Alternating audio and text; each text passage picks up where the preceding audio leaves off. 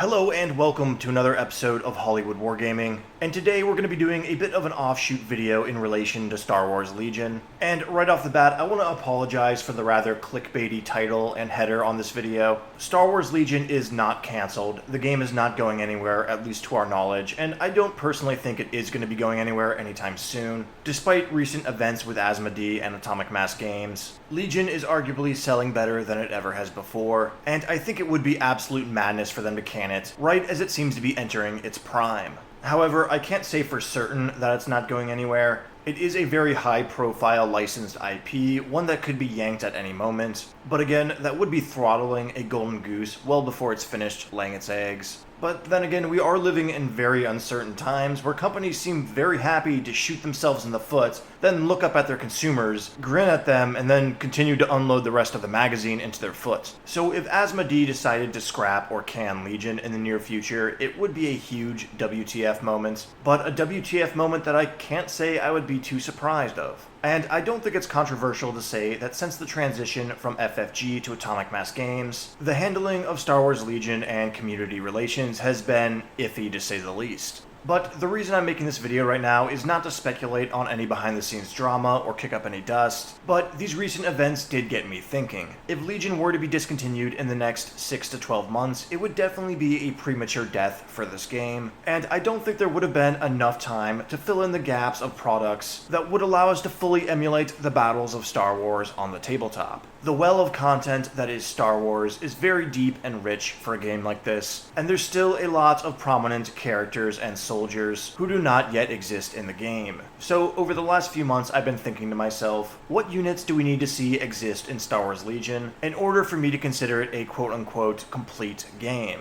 And I just want to emphasize that I use the term complete game very loosely here. Basically, what I mean is, what are the units that we know are going to be coming out for Legion in due time? And if those units aren't released by the time Star Wars Legion is discontinued, the game will feel, in my opinion, incomplete, and I will be deeply saddened by the missed opportunities of these official releases. So what exactly are the units that I need to see appear in Star Wars Legion before the game is discontinued? And first of all, I just again want to say that this game is not on life support, it's not going out the window anytime soon, and don't think that I have any insider knowledge that would implicate such. Second, I want to say that this recent Kashyyyk Wave release actually satisfied a lot of my requests that would be in this video. We got Yoda, Magna Guards, a Persuader class tank on the horizon, and of course the Dwarf Spider droids, all four of which were major checkboxes on my list. And I think if we get 2 more years of Legion, most, if not all, of my requests from this video will be answered. But with no further ado, let's go ahead and look at the units that, in my opinion, we must see before this game comes to an end. And we'll go ahead and start off here with the Clone Wars units, and work our way up towards the Galactic Civil War.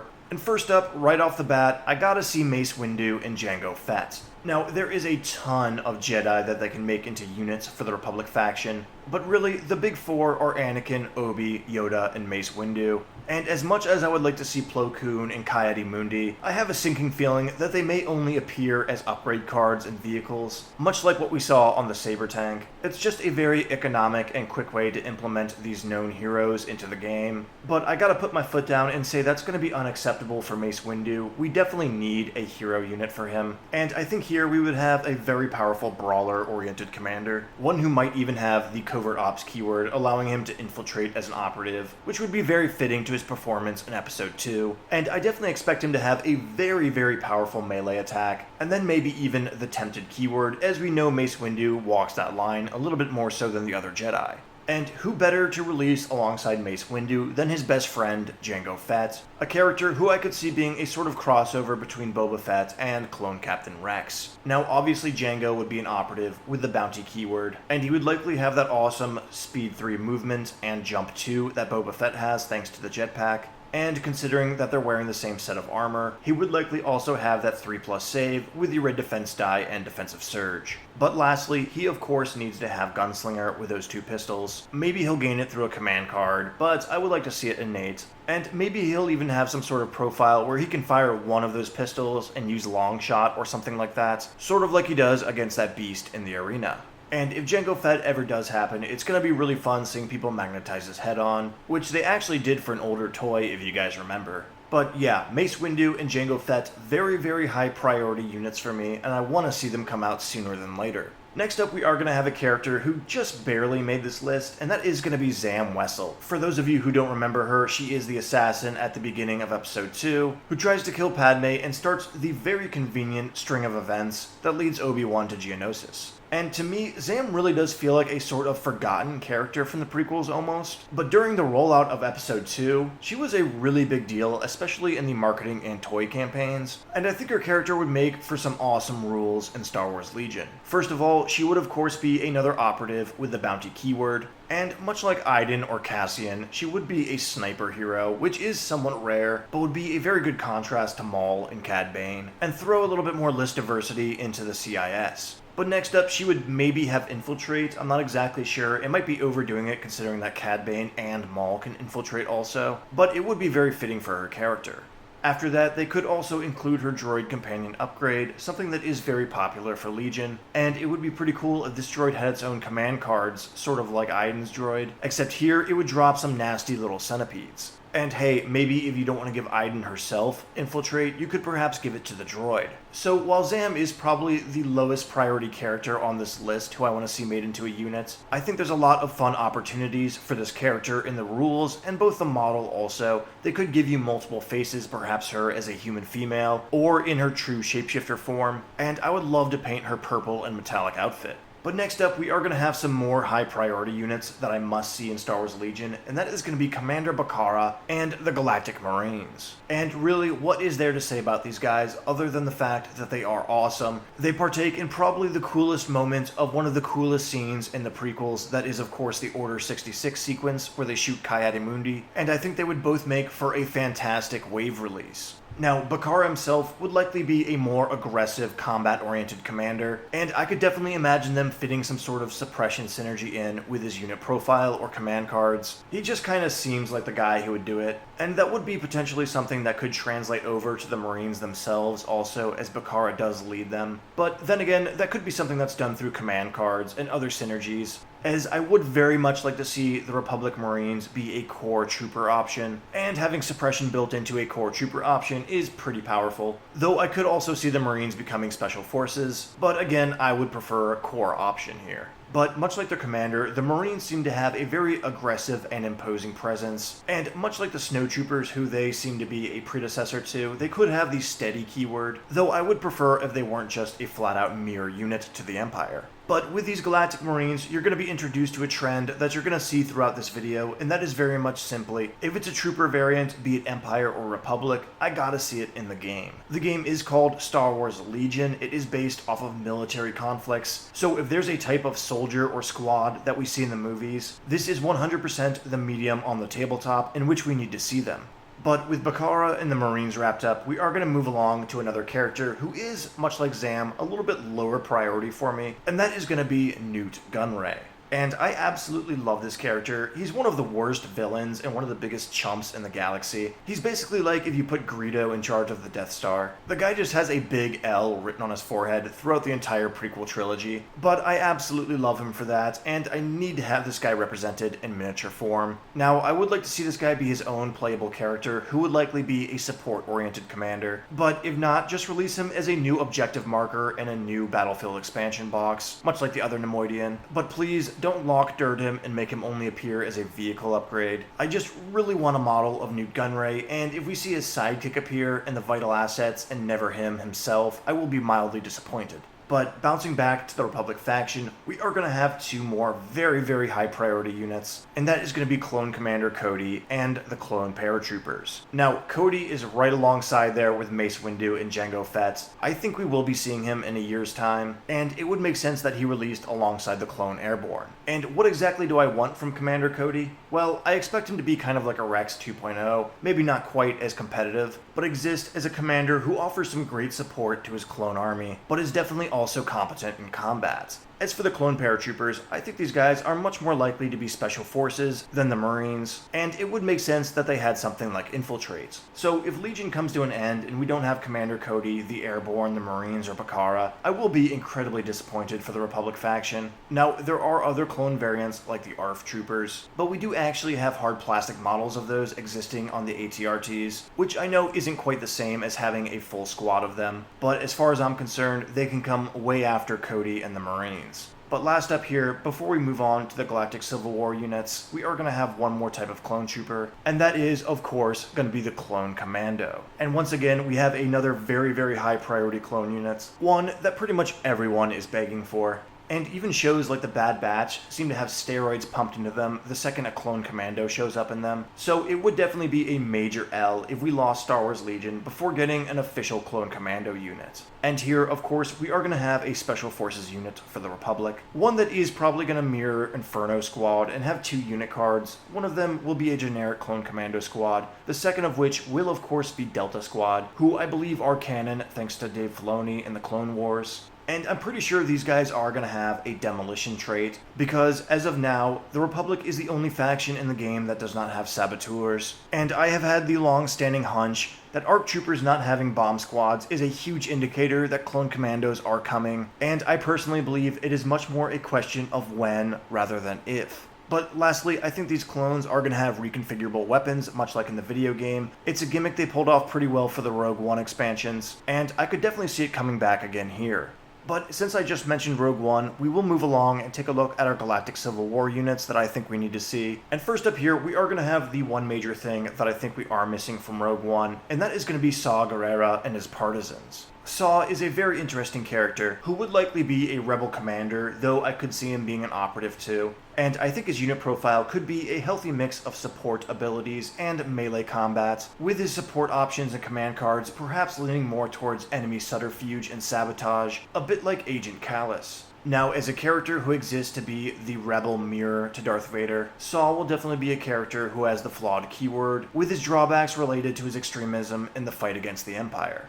As for Saw's partisans, they will likely appear as a Special Forces unit, though it would be cool to see them as a core option, and much like Pow and Bistan with the Pathfinders, you are probably going to see personnel or heavy upgrades in the form of 2 tubes or Moroff. And I gotta say, all of the partisans are really, really cool looking, and it would be great to have them represented in miniature formats. So again, if Legion comes to an end and we don't see these guys in an official release, it will feel like the Rebels are missing out on something. And aside from a bunch of the Rebel heroes that haven't been printed yet, I think Saw's partisans are a very obvious unit that should be released in the future, as the Rebels aren't really a big army faction, and we've already seen most of their infantry squads already released and existing in the game. But next up, a unit that I want to see appear for the Empire is going to be Grand Moff Tarkin, a character who, thanks to his Rogue One appearance, could be released alongside Saw and his Rebels. But I am definitely a little bit more doubtful about Tarkin actually appearing in the game. Like I said earlier, Legion is a game emulating the combat military scenarios in the Star Wars universe, and they seem to have an aversion to including these sort of armchair commanders who sit back in the fortresses and do the plotting far from the front lines. And it does beg the question, what kind of attacks would Tarkin actually have? Would he even have a blaster pistol?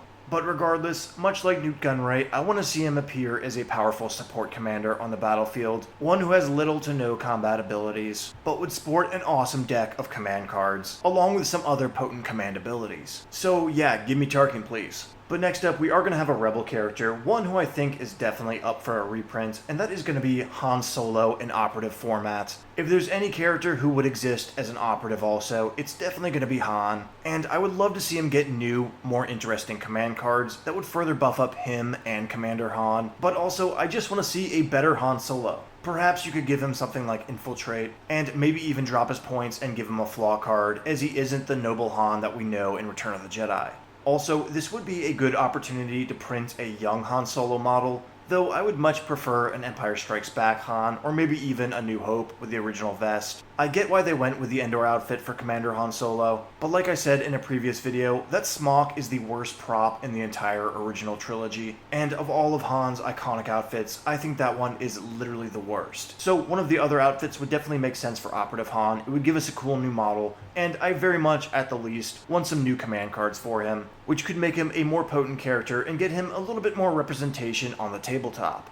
But next up here, we are going to have another Imperial unit, one that is relative to Han Solo and could be released alongside his operative expansion, and that is going to be the Imperial Army Troopers, also known as Swamp Troopers or Mud Troopers. And these are, of course, the lowly Imperial grunt unit that Han Solo is placed in the Solo movie, and the design for these guys is just fantastic, and they would make for a fantastic fourth core option for the Empire, perhaps one who is a sort of inverse Stormtrooper unit and a bit more of a budget buy, as they are sporting less overall armor and could perhaps have a white defense die with the defensive surge, and perhaps throw a black die at range 1 to 3 for their offensive capabilities. There's a lot of options for which route you could go with these troopers, but they do seem to be pretty lowly, so I think introducing them as a more budgetary option would be appropriate.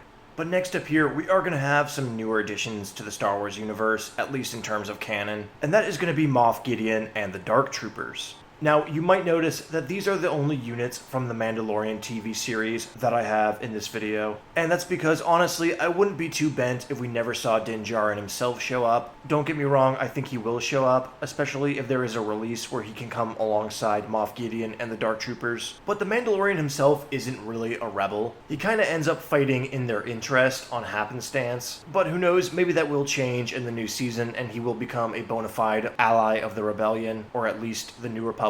But as far as Moff Gideon and the Dark Troopers go, they are 100% Empire. There's no question about it, and they would be great additions to the Empire's arsenal. And I think Moff Gideon himself is a particularly interesting character. Now, I'm not exactly sure if he would be a commander or an operative. He definitely seems like he could be both, and he's probably going to have that mix of both support and combat abilities. And I could totally see him having the keywords like cunning and entourage death troopers, much like Krennic. And without a doubt, he will have an armament upgrade for the Darksaber, which could make him a very interesting and versatile character. Meanwhile, on the other hand, we have the Dark Troopers, who just really seem to like to punch stuff very hard. And these guys are, of course, going to be a Special Forces unit if they do exist, and will be droid troopers who may have something like AI attack, and I think they would be very befitting of the Relentless keyword, backed up by a pretty hardy, durable profile, and will likely be as impressive in melee combat as they are at range. So there's lots of fun that could be had with these two units, and I think they could add a lot of fun variety to how you play Empire, and potentially introduce some new and fun gimmicks. But lastly, I am going to cap off this video with two operatives for the Empire, and this of course is going to be IG-88 and Dengar.